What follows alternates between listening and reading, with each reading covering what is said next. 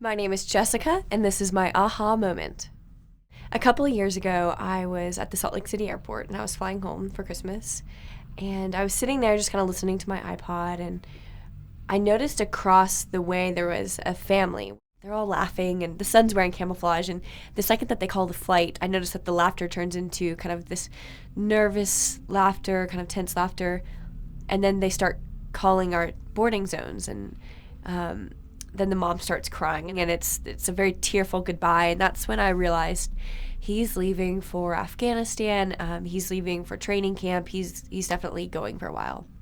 And I thought to myself, okay, if he's in my row, I'll talk to him. I'll just kind of befriend him. And he wasn't in my row, so I thought, whew, that saves an awkward conversation. I had a connecting flight in Denver, and so I walked all the way across the airport, and I go to my flight, which is like 3 hours away, and I go to find a seat, and sure enough, this young man is sitting waiting for my next flight. Out of all of the other connecting flights in the airport, he's sitting waiting for my same flight.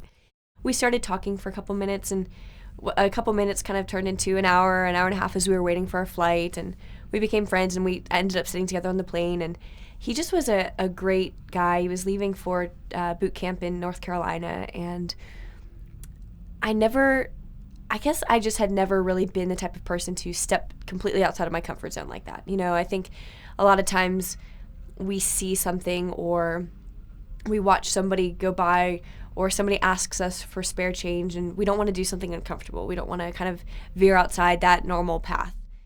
You never know the impact that you're going to have on somebody. And I think that I'm so thankful for that experience, because it just gave me the confidence to always kind of trust that gut feeling of, you should go do something. You should go say something to that person, or you should go say hello or talk to that person.